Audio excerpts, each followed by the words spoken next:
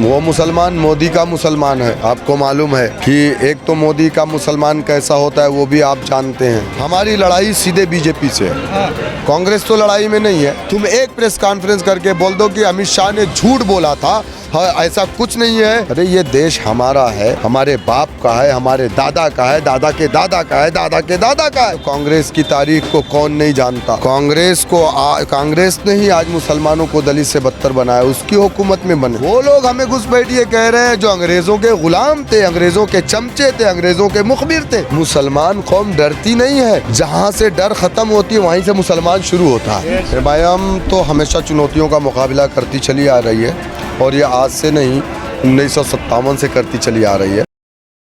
पूरे लोकसभा किशनगंज में, मैं तो आज दूसरी विधानसभा में हूँ, कल मैं बहादुरगंज में था, तो मुझे लग रहा है कि इस मरतबा अख्तर साहब कम से कम 1 लाख वोटों से जीत करके आएंगे इंशाल्लाह। लोग कह रहे बड़ी चुनौती है एमआईएम को सीमांचल में।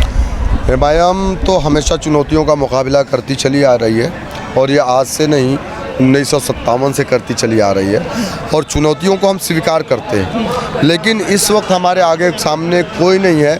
हमारी लड़ाई सीधे बीजेपी से है, कांग्रेस तो लड़ाई में नहीं है। बीजेपी का जो कैंडिडेट है मास्टर मुजाहिद, हमारी लड़ाई उससे है। और मुझे मालूम है कि सीमांचल का मुसलमान, सीमांचल की सेकुलर आवाम इस मर्तबा बीजेपी को आईना दिखाने का काम करेगी और यहाँ से अख्तरुल ईमान साहब को पार्लियामेंट में भेजेगी। लेकिन सर मुकाबला त्रिकोणीय है, 3 मुसलमान है, आपकी पार्टी भी यहाँ से चुनाव लड़ रही है, आप कहाँ दिख रहे हैं? देखिए वो मुसलमान मोदी का मुसलमान है। आपको मालूम है कि एक तो मोदी का मुसलमान कैसा होता है वो भी आप जानते हैं, समझे ना।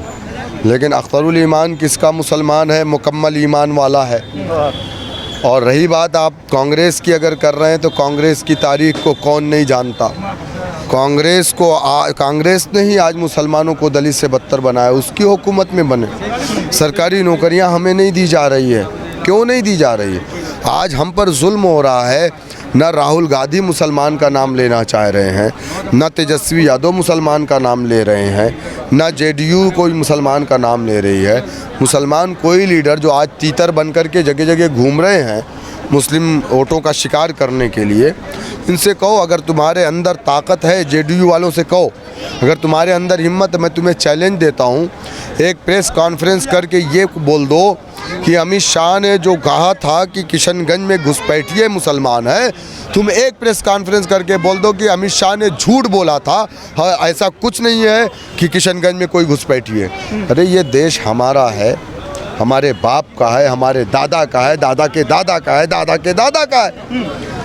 और वो लोग हमें घुसपैठिए कह रहे हैं जो अंग्रेज़ों के ग़ुलाम थे, अंग्रेज़ों के चमचे थे, अंग्रेज़ों के मुखबिर थे, वो हमें गुलाम कह रहे हैं। आप भी तो सर मुसलमानों को डराकर वोट लेना चाह रहे हैं, बट मुसलमानों को डराते नहीं हैं हम मुसलमानों को डराते नहीं, मुसलमानों को हम बेदार कर रहे हैं, उनको उनका राइट बता रहे हैं और ये कहना चाह रहे हैं मुसलमानों कि तुम अपने आप को वोट डालो। किसी के ग़ुलाम बन कर के 75 साल ग़ुलामी की जो जंजीर थी उसमें जकड़ा हुआ मुसलमान था, ग़ुलामी की शराब पिला करके इसको सुला दिया गया था। जितेंद्र और महेंद्र के झगड़े में अब्दुल को दीवाना होने की ज़रूरत नहीं।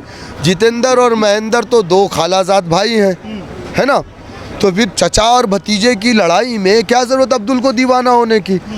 जितेंद्र जीतेगा अब्दुल को मारेगा, महेंद्र जीतेगा अब्दुल को मारेगा। जितेंद्र मारता है अब्दुल खामोश रहता है, महेंद्र मारता है जितेंद्र खामोश। तो अब्दुल तो हर तरीके से नुकसान में है ना।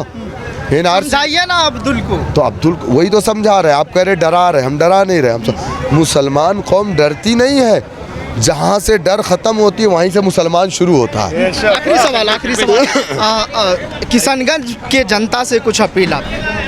किशनगंज की जनता बहुत समझदार है, हाँ, और किशनगंज की जनता ये जानती है कि इस बार उसे क्या करना है। पिछली बार किशनगंज की जनता थोड़ा कुछ, हमारे उलमा इकराम आ गए थे जेडीयू के, तो वो थोड़ा जाकर के उनको बहका दिए थे, लेकिन उलमा इकराम को भी इस बार पता चल गया है कि अगर हमको अपने मदारिस और मसाजिद खानका अपनी दरगाहों की हिफाजत करनी है तो अपने आप को मजबूत करना पड़ेगा।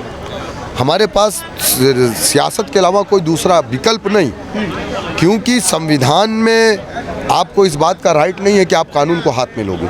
संवैधानिक तरीके से हम बाबा साहेब भीमराव अंबेडकर के बताए हुए रास्ते पर चल करके हम इस लड़ाई को लड़ेंगे और अपनी लड़ाई को हम खुद जीतेंगे। जैसे मान्यवर काशीराम ने लड़ करके दलितों को उनका हक दिलाया था, उसी तरीके से हम इस लड़ाई को लड़ करके हम अपना हक और जीत रहे हैं इंसाफ किशनगंज। इंशाअल्लाह 100%। इस बार इंशाअल्लाह ताला देखिएगा कि लोकसभा के अंदर अगर एक तरफ इम्तियाज़ जलील साहब तो दूसरी तरफ अख्तरुल ईमान साहब बैठेंगे बैरिस्टर साहब के साथ।